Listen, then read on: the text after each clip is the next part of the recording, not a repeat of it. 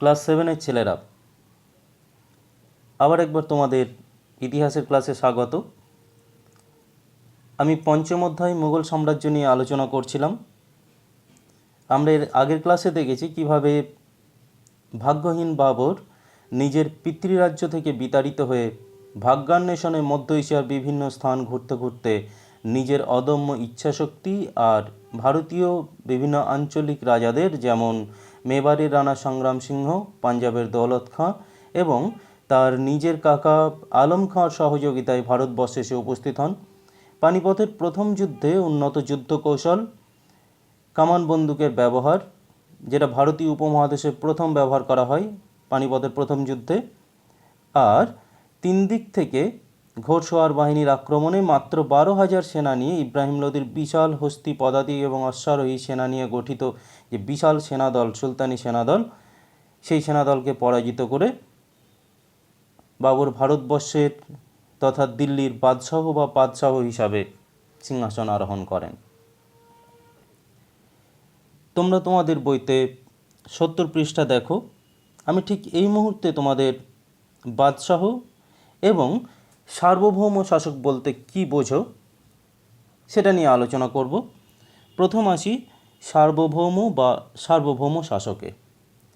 ভৌম কথাটির অর্থ ভূমি বা জমি। এখানে জমি বলতে কেবলমাত্র চাষ জমি বা আবাদি জমিকে বোঝায় না। এখানে জমি বলতে চাষ জমির পাশাপাশি বসতি, অরণ্য বা জঙ্গল, পাহাড়, পর্বত, জলাভূমি সকলকেই বোঝায়। সর্বকথার অর্থ পুরো বা সমস্ত, অর্থাৎ সর্বভূমি বা গোটা পৃথিবীর উপর যার আধিপত্য তাকেই সার্বভৌম শাসক বলে। কিন্তু কোনো একজন ব্যক্তি তো আর সমগ্র পৃথিবীর উপর আধিপত্য বিস্তার করতে পারে না বা সমগ্র পৃথিবীর উপর আধিপত্য থাকতে পারে না। তাই যার বা যে ব্যক্তির একটা বিশাল ভূমির উপর আধিপত্য বিস্তার করে বা আধিপত্য থাকে তাকেই সার্বভৌম শাসক বলা হয়। কিন্তু বর্তমানকালে এই সার্বভৌম বা ইংরাজি সভার্নিটি শব্দটিকে একটু অন্যভাবে ব্যাখ্যা করা হয়। এখন এই সার্বভৌম বা এই সার্বভৌম শক্তি এমন একটা শক্তি যে শক্তিতে আমি স্বাধীনভাবে আমার কোনো সিদ্ধান্ত গ্রহণ করতে পারি। একটুখানি ব্যাখ্যা করলে তোমাদের কাছে বিষয়টা স্পষ্ট হবে। ধরে নাও তুমি কি খাবে, কোথায় যাবে, কি পড়বে, কার সাথে মিশবে বা কার সাথে কীরকম বন্ধুত্ব পাতাবে, এই সিদ্ধান্ত যদি তুমি স্বাধীনভাবে গ্রহণ করতে পারো, এই যে স্বাধীন করতে পারার যে শক্তি, মানে তোমার মা বাবা বা অন্য কারোর কথায় নয়, তুমি স্বাধীনভাবে যদি এই সিদ্ধান্তগুলো নিতে পারো বা এই সিদ্ধান্ত নিতে পারার যে ক্ষমতা তাকেই বলা হয় সার্বভৌম শক্তি। কিন্তু এটা একেবারে সংকীর্ণ দৃষ্টিকোণ থেকে আমাদের এই বিষয়টাকে একটু বড় করে ভাবতে হবে। যদি মনে করো যদি কোনো দেশ বা সেই দেশের প্রতিনিধি হিসাবে প্রধানমন্ত্রী, রাষ্ট্রপতি বা সেই দেশের নির্বাচিত প্রতিনিধিরা সেই দেশের হিতার্থে বা সেই দেশের যেটা ভালো সেই ভালো করার উদ্দেশ্যে যে কোনো সিদ্ধান্ত স্বাধীনভাবে গ্রহণ করতে পারে, কোনো বাইরের দেশের বা কোনো শক্তিশালী দেশের, যেমন আমেরিকা, রাশিয়া, চীন বা অন্যান্য যে সমস্ত শক্তিশালী দেশগুলো আছে তাদের চাপের কাছে নতি স্বীকার না করে যদি নিজের দেশের হিতার্থে বা নিজের দেশের স্বার্থে যদি কোনো সিদ্ধান্ত স্বাধীনভাবে গ্রহণ করতে পারে তাহলে তাকে বলা হয় সার্বভৌম রাষ্ট্র। আর এই যে সিদ্ধান্ত নিতে পারার যে ক্ষমতাটা তাকে বলা হয় সার্বভৌম ক্ষমতা। আমাদের দেশ একটা সার্বভৌম দেশ বা সার্বভৌম শক্তিধর দেশ। আমাদের দেশের যারা নির্বাচিত প্রতিনিধি অর্থাৎ প্রধানমন্ত্রী, রাষ্ট্রপতি বা ক্যাবিনেট, মন্ত্রী পরিষদ, মন্ত্রিসভা, এরা ভারতবর্ষের স্বার্থে অন্য কোনো দেশের চাপের কাছে নতি স্বীকার না করে স্বাধীনভাবে সিদ্ধান্ত নেওয়ার ক্ষমতা রাখে। তাই ভারতবর্ষ একটা সার্বভৌম শক্তিধর দেশ। এখন মুঘল সাম্রাজ্যের প্রতিষ্ঠাতা বাবর ছিলেন সেই সার্বভৌম ক্ষমতা বা সার্বভৌম ক্ষমতার অধিকারী বা বিশাল ভূমির অধিকারী একজন শাসক। মুঘল যুগে ভারতীয় শাসকরা সার্বভৌমের বা সার্বভৌম শক্তির প্রতীক হিসাবে নিজেদের বাদশাহ বা পাদশাহ হিসাবে নিজেদের জাহির করতেন বা নিজেদের নামের সঙ্গে বাদশাহ বা পাদশাহ উপাধি গ্রহণ করতেন। অর্থাৎ নিজেদেরকে খুব শক্তিশালী বোঝাতে এই উপাধিগুলো তারা ব্যবহার করতেন। এই বাদশাহ বা পাদশাহ শব্দ দুটির উৎস ফার্সি শব্দ থেকে। যেমন সুলতানি যুগে রাষ্ট্রের প্রধান শাসক সুলতান উপাধি নিতেন। আবার যদি আমরা আরেকটু প্রাচীন ভারতের দিকে তাকাই তাহলে পরে আমরা দেখতে পাবো যে সেখানে শাসকেরা একরাট, চক্রবর্তী, রাজাধিরাজ, মহারাজাধিরাজ ইত্যাদি উপাধি নিতেন।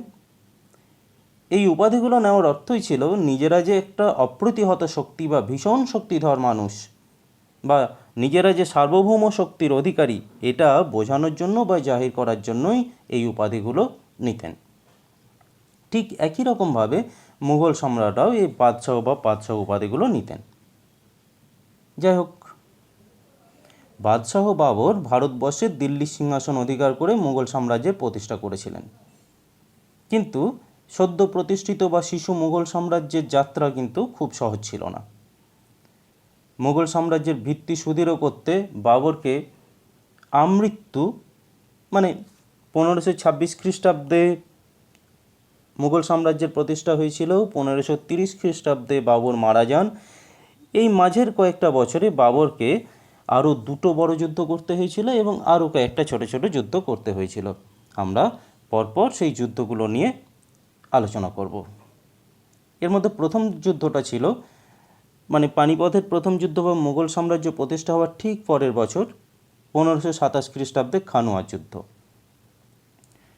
তোমরা যারা আমার প্রথম ক্লাসটি শুনেছিলে তাদের হয়তো মনে থাকতে পারে বাবরকে ভারতবর্ষ অভিযানে যে তিনজন সক্রিয়ভাবে উৎসাহ দিয়েছিলেন তাদের মধ্যে একজন ছিলেন মেবারের রানা সংগ্রাম সিংহ, যিনি রানাসঙ্গ নামেও পরিচিত। এই রানার দিল্লি সিংহাসনের প্রতি আকাঙ্ক্ষা ছিল। তিনি দিল্লি দখলের মনে মনে একটা বাসনা করতেন। তিনি স্বপ্ন দেখতেন একদিন তিনি দিল্লি অধিকার করে ভারতবর্ষের সম্রাট বা ভারতবর্ষের অধীশ্বর হবেন। এই কারণেই তিনি বাবরকে ভারত অভিযানের জন্য উৎসাহ দিয়েছিলেন।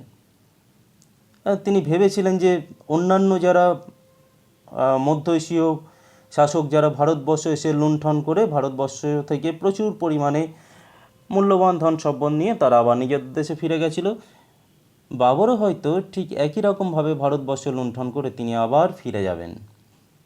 কিন্তু বাস্তবিক তিনি যখন দেখলেন বাবর ভারত ত্যাগ না করে দিল্লিতে স্থায়ীভাবে সাম্রাজ্য প্রতিষ্ঠা ও সাম্রাজ্য বিস্তারে মনোনিবেশ করছেন, তখন তার স্বপ্নভঙ্গ হলো।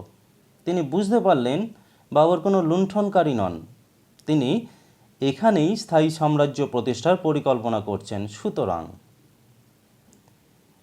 রানা অন্যান্য রাজপুতদের একত্রিত করে রাজপুতদের নেতৃত্ব দিয়ে বাবরের বিরুদ্ধে যুদ্ধ ঘোষণা করেন।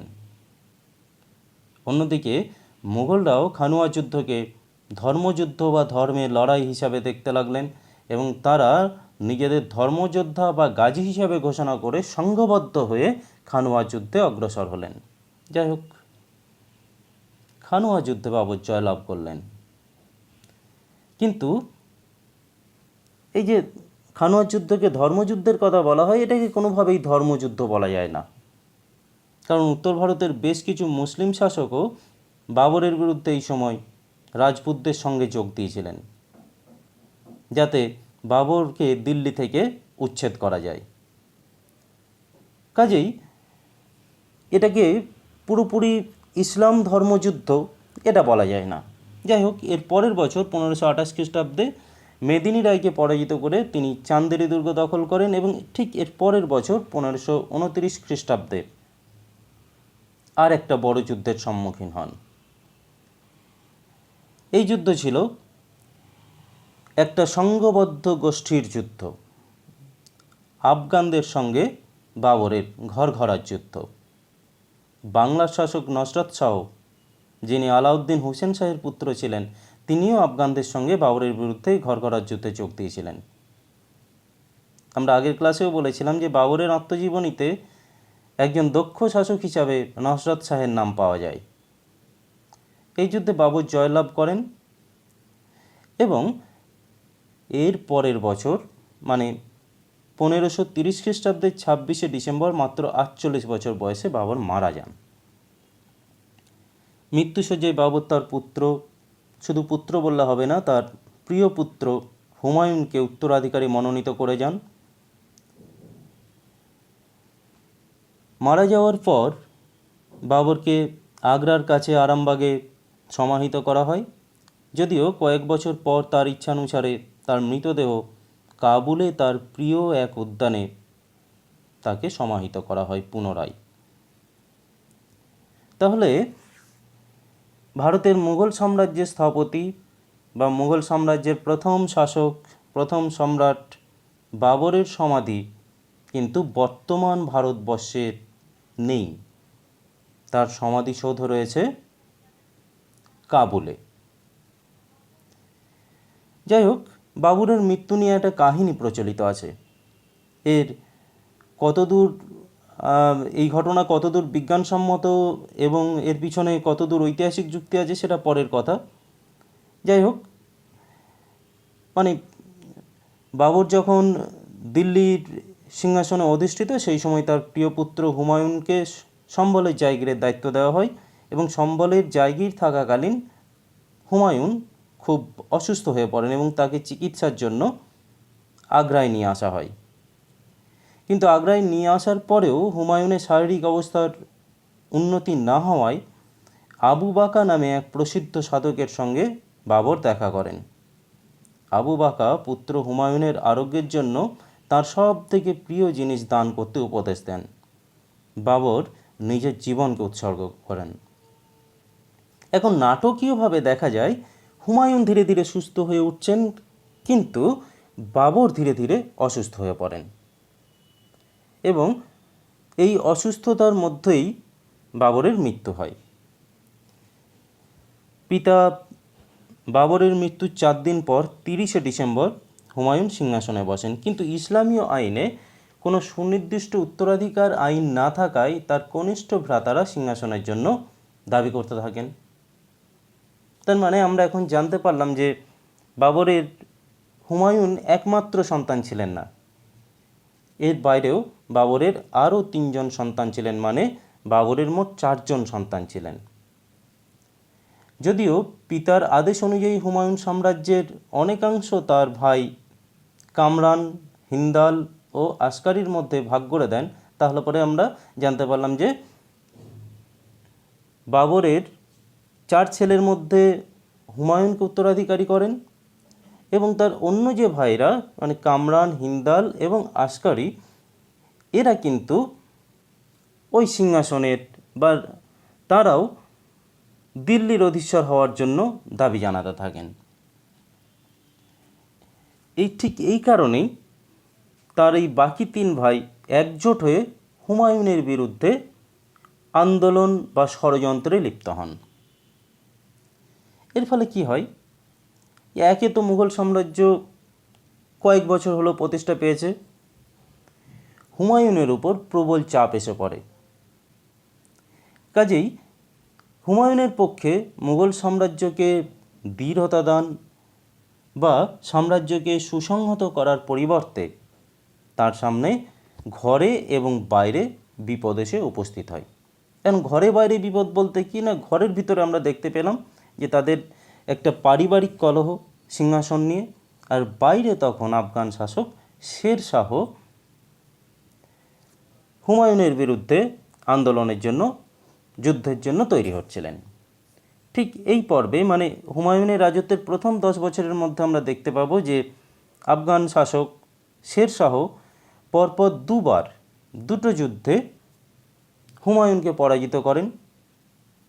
অর্থাৎ শের শাহের কাছে হুমায়ুন 2টো যুদ্ধে পরাজিত হয়ে তিনি দিল্লি তথা ভারত ত্যাগ করে পারস্যে চলে যান এবং দিল্লিতে মুঘল সাম্রাজ্যের প্রথম পর্বের অবসান হয় এবং সুর সাম্রাজ্যের সুর সাম্রাজ্য মুঘল সাম্রাজ্যের স্থলে চলে আসে এবং দিল্লির শাসক হয়ে যান শেরশাহ। আমরা এর পরের ক্লাসে হুমায়ুন এবং শেরশাহের দ্বন্দ্ব এবং শেরশাহের শাসন ব্যবস্থা, তার অন্যান্য সংস্কারগুলো নিয়ে আলোচনা করব। শুধু শেরশাহ এবং তার বংশধরেরা কয়েক বছর রাজত্ব করার পর পুনরায় আমরা দেখতে পাবো যে বিদেশ থেকে হুমায়ুন আবার ভারতবর্ষে এসে দিল্লি দখল করছেন এবং দিল্লিতে পুনরায় মুঘল সাম্রাজ্যের প্রতিষ্ঠা করছেন। এই বিষয়গুলো নিয়ে আমরা আবার পরের ক্লাসে আলোচনা করব। আজকে এইটুকুই। সবাই সুস্থ থাকো, ভালো থাকো।